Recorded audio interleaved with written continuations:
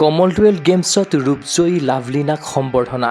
Hotel Radisson ব্লুত Asom amateur boxing সন্থাৰ সম্বৰ্ধনা অনুষ্ঠানত উপস্থিত ক্ৰীড়ামন্ত্ৰী বিশ্বজিৎ দৈমাৰী। বক্সিং একাডেমীৰ বাবে অসম এমেচাৰ বক্সিং সন্থাৰে বুজাবুজি চুক্তি অসম চৰকাৰৰ। লাভলীনা বক্সিং একাডেমীলৈ বছৰি 12 লাখ টকা প্ৰদানৰ কথা ঘোষণা ক্ৰীড়ামন্ত্ৰীৰ। গ্লাছগোৰ কমনৱেলথ গেমছৰ 75 কেজি মহিলা শাখাত ৰূপজয়ী অসম কন্যা লাভলীনা বৰগোহাঁইক সম্বৰ্ধনা জ্ঞাপন কৰিলে অসম এমেচাৰ বক্সিং সন্থাই। বুধবাৰে গুৱাহাটীৰ হোটেল ৰেডিছন ব্লুত অনুষ্ঠিত সম্বৰ্ধনা অনুষ্ঠানত গামোচা, ফুলৰ থোপা, জাপি, শৰাইৰে তাৰকা খেলুৱৈগৰাকীক উষ্ম সম্ভাষণ জনালে অসম এমেচাৰ বক্সিং সন্থাই। লগতে অসমৰ কেইবাটাও ৰাজ্যিক ক্ৰীড়া সন্থা তথা জিলা ক্ৰীড়া সন্থাৰ বিষয়ববীয়াই লাভলীনাক ৰাজহুৱাভাৱে জনালে সম্বৰ্ধনা। এই অনুষ্ঠানত উপস্থিত থাকিল ৰাজ্যৰ ক্ৰীড়ামন্ত্ৰী বিশ্বজিৎ দৈমাৰী, ক্ৰীড়া সঞ্চালক অংকুৰ ভৰালী, অসম অলিম্পিক সন্থাৰ সম্পাদক লক্ষ্য কোঁৱৰ, অসম এমেচাৰ বক্সিং সন্থাৰ সভাপতি সিদ্ধাৰ্থ ভট্টাচাৰ্য, সম্পাদক হেমন্ত কুমাৰ কলিতা আদি বিশিষ্ট ব্যক্তি। এই অনুষ্ঠানতে লাভলীনা বক্সিং একাডেমীলৈ বছৰি 12 লাখ টকা প্ৰদানৰ বাবে বাজেটত ধাৰ্য কৰা হৈছে বুলি জনালে ক্ৰীড়ামন্ত্ৰী বিশ্বজিৎ দৈমাৰীয়ে। লগতে কমনৱেলথ গেমছত পদক জয় কৰাৰ সুবাদত লাভলীনাই অসম চৰকাৰৰ পৰা লাভ কৰিবলগীয়া 30 লাখ টকাৰ আৰ্থিক পুৰস্কাৰৰ কথাও উল্লেখ কৰিলে ক্ৰীড়ামন্ত্ৰীগৰাকীয়ে। তদুপৰি ক্ৰীড়ামন্ত্ৰী বিশ্বজিৎ দৈমাৰীৰ উপস্থিতিতে অসম এমেচাৰ বক্সিং সন্থাৰ সৈতে এক বুজাবুজি চুক্তিত স্বাক্ষৰ কৰিলে অসম চৰকাৰৰ ক্ৰীড়া বিভাগে। সেই অনুসৰি ৰাণীৰ ইনডোৰ ষ্টেডিয়ামটো বক্সিং একাডেমী ৰূপে পৰিচালনা কৰিবলৈ অসম এমেচাৰ বক্সিং সন্থাৰ হাতত অৰ্পণ কৰিলে ৰাজ্য চৰকাৰে। আজি ইয়াতে আমাৰ বক্সিং এছ'চিয়েশ্যনৰ উদ্যোগত লাভলীনাক সম্বৰ্ধনা জনোৱা হৈছে, যিটো কমনৱেলথ গেমত তাই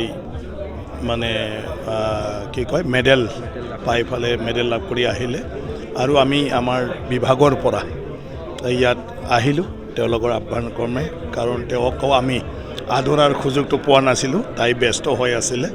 তো সেই হিচাপে আজি ইয়াত আহিলোঁ, ভাল লাগিল চবকে পাই ফালে, এটা উৎসাহজনক পৰিৱেশ। আৰু লাভলীনা হ'ল আমাৰ প্ৰাউড, দেশৰ কাৰণেও অসমৰ কাৰণেও প্ৰত্যেকজন অসমীয়াৰ কাৰণেও। গতিকে আজি আমি আমাৰ চৰকাৰৰ তৰফৰ পৰা ইটোৰ লগতে আজি ইয়াত এটা আমি ভাল কাম, ডাঙৰ কাম এটা কৰিলোঁ যে আমাৰ যিটো আন্তঃগাঁথনি ষ্টেডিয়ামবিলাক আমি কৰি থকা হৈছে, ইয়াৰে ৰাণীৰ যিটো ইনডোৰ ষ্টেডিয়াম আছে সেইটো আমি বক্সিং এছ'চিয়েশ্যনক আজি MOU কৰি পেলাই অৰ্পণ কৰা হৈ গ'ল। তেওঁলোকে এতিয়া সেইটো একাডেমী হিচাপে চলাই থাকিব। আৰু ঠিক ৰাণীৰে এটা ষ্টেডিয়াম আৰু ঢকুৱাখানাৰ এটা ষ্টেডিয়ামটো আছাম ফুটবল এছ'চিয়েশ্যনক MOU কৰি পেলাই দিয়া হৈ গ'ল, য'ত তেওঁলোকে ফুটবল একাডেমী তেওঁলোকে তাত পৰিচালনা কৰিব।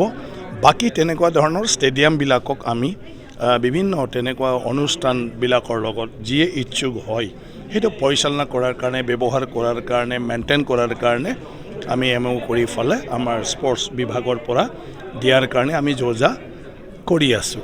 আমাৰ লাভলীনাই এটা নিজেই একাডেমী চলাই আছে উত্তৰ গুৱাহাটীত বক্সিঙৰ।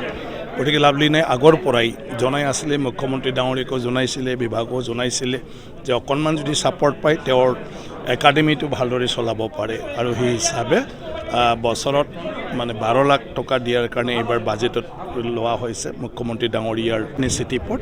তো এইবাৰ বক্সিং একাডেমীখন মই ভাবোঁ যথেষ্ট হেল্প পাব আৰু বেছি ভালকৈ সেই একাডেমীখন তাই চলাবলৈ সম্ভৱ হ'ব। ইয়াৰ পিছত তেখেতক যিটো আমাৰ চৰকাৰৰ এটা আমাৰ কিবা আছে, সিদ্ধান্ত আছে, মেডেলিষ্টবিলাকক আমি পুৰস্কৃত কৰোঁ। গতিকে অসম চৰকাৰে 30 লাখ টকা তেওঁক দিব মুখ্যমন্ত্ৰী ডাঙৰীয়াৰ হাতেদি। আমি কেইদিনমান পিছত সেইটো চেক অৰ্পণ কৰিম। সম্বৰ্ধনা গ্ৰহণ কৰি আনন্দিত ৰিঙৰ ৰাণী লাভলীনা বৰগোহাঁই। লাভলীনা বক্সিং একাডেমী পৰিচালনা কৰিবৰ বাবে বছৰি 12 লাখ টকা প্ৰদান কৰাৰ কথা ঘোষণা কৰাৰ বাবে অসম চৰকাৰক ধন্যবাদ জনালে লাভলীনাই। লাভলীনাৰ পৰৱৰ্তী লক্ষ্য হ'ব এছিয়ান গেমছ। ভাল লাগিছে, বহুত ভাল লাগিছে আজি ইয়াত উপস্থিত থাকি। আজি মোৰ সম্বৰ্ধনা অনুষ্ঠান আছিলে। আছাম বক্সিং এছ'চিয়েশ্যনক বহুত বেছি ধন্যবাদ জনাইছোঁ আৰু আমাৰ স্পৰ্টছ মিনিষ্টাৰ ছাৰ আছিলে, ডাইৰেক্টৰ স্পৰ্টছ ছাৰ আছিলে আৰু সকলো উপস্থিত বহুতখিনি বিশিষ্ট ব্যক্তি আছিলে। সকলোকে ধন্যবাদ জনাইছোঁ, গোটেই অসমবাসীক ধন্যবাদ জনাইছোঁ। কাৰণ যেতিয়াই অসমলৈ এটা মেডেলৰ সৈতে উভতি আহোঁ, সেইটো এটা বেলেগৰ গৌৰৱৰ মুহূৰ্ত হয় মোৰ নিজৰ কাৰণেও, যাতে মই অসমৰ কাৰণে কিবা এটা কৰিব পাৰিছোঁ। আৰু যিহেতু মই বহুতবাৰ খালী হাতেও আহিছোঁ, কিন্তু সকলোখিনি এনেধৰণে মৰম পাইছোঁ। জিকিলেও হাৰিলেও সকলোখিনি মানুহ মোৰ লগত থাকে, সেইটো মোৰ কাৰণে এটা ডাঙৰ ছাপৰ্ট বুলি মই ভাবোঁ। আৰু সকলোৰে ছাপৰ্টৰ কাৰণেই চাগে মই কণ্টিনিউ কৰি থাকিব পাৰিছোঁ। কাৰণ 24ৰ পাছত চাগে মই নিজে ভাবিছিলোঁ যে পাৰিম নে নোৱাৰিম আকৌ কামবেক কৰিব, কিন্তু এই মেডেলটোৱে মোক আৰু বেছি কনফিডেণ্ট দিছে যে মই অনাগত টাইমত আৰু বেছি ভাল কৰিব পাৰিম। নেক্সট এছিয়ান গেমছতো যাতে মই ভাল পাৰফৰ্মেঞ্চ আনিব পাৰোঁ। বহুত ভাল লাগিছে। তাৰ বাবে মই বহুত বেছি সুখী, কাৰণ একাডেমীখন আৰম্ভ কৰাৰ পিছৰে পৰাই যোনটো মই পুলিচৰ চেলেৰি পাওঁ, সেইখিনি গোটেইখিনি মই কোচেছৰ চেলেৰি আৰু মেইনটেনেঞ্চৰ কাৰণে দিয়া হৈ গৈছিলে। সেইটোৱে নহয়গৈ। বহুত বেছি প্ৰব্লেম হৈ আছিলে একাডেমীখন চলাবৰ কাৰণে, আৰু বহুত বেছি ল'ৰা ছোৱালী বাহিৰৰ পৰা আহিব বিচাৰে, কিন্তু সেইখিনি ফেচিলিটি দিব পৰা নাই মই, যিহেতু নিজৰ পৰা ইমানখিনি মই বনোৱাৰ পৰা আদি কৰি বহুতখিনি লগাই দিয়া হ'ল।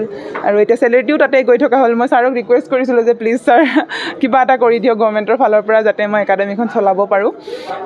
আজি তেওঁ ক'লে 12 লাখ টকা, সেইটোৱে মোৰ বহুত বেছি মই ভাবোঁ মোৰ কাৰণে ভাল হ'ব। কাৰণ এটলিষ্ট মই কোচেছৰ আৰু যোনটো নৰ্মেল মেইনটেনেঞ্চ, সেইখিনি যাতে মই চলাই থাকিব পাৰোঁ। অলিম্পিক, এছিয়ান গেমছ আৰু কমনৱেলথ গেমছৰ দৰে 3খন গুৰুত্বপূৰ্ণ প্ৰতিযোগিতাতে পদক জিনি ৰাজ্য তথা দেশৰ লগতে লাভলিনাই অসমীয়া জাতিক গৌৰৱান্বিত কৰিলে।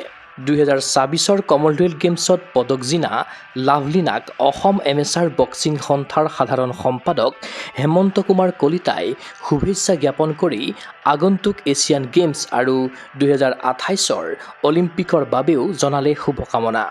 তদুপৰি অসম এমেচাৰ বক্সিং সন্থাৰ বক্সিং একাডেমী গঢ়ি তোলাৰ ক্ষেত্ৰত যি বুজাবুজি চুক্তি স্বাক্ষৰিত হ'ল, তাৰ বাবেও ৰাজ্যৰ মুখ্যমন্ত্ৰী ডক্টৰ হিমন্ত বিশ্ব শৰ্মাৰ লগতে অসম চৰকাৰক জনালে ধন্যবাদ।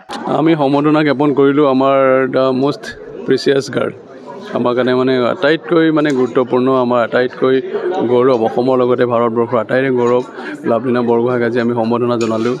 আৰু এইটো আমাৰ কাৰণে এটা ঐতিহাসিক এটা ক্ষণ এটা, কাৰণ আজি এই দিনটোতে সম্বৰ্ধনাটো বাৰু হ'ল আজি দেৰিকৈ, কিন্তু এই কমনৱেলথ গেমছতে তাই গোটেই লাইফৰ ৰেকৰ্ডটো অসমৰ কাৰণে, ভাৰতবৰ্ষৰ কাৰণে তাই গঢ়ি থৈ গ'ল। আৰু আমাৰ জাতিটোৰ কাৰণে এটা বহুত ডাঙৰ এটা, আমাৰ খেলৰ কাৰণে এটা ডাঙৰ এটা গৌৰৱৰ কথা তাই কৰিলে। Olympic games, Commonwealth games, Asian games, আটাইতে 3টা গেমছতে যিটো গেমছৰ চবতকৈ ডাঙৰ এটা স্কেল, তো তাতেই তাই আটাইটাকে মেডেল পালে। আৰু আমি লাভলিনাক আৰু শুভেচ্ছা জ্ঞাপন কৰিছোঁ, আশীৰ্বাদ কৰিছোঁ।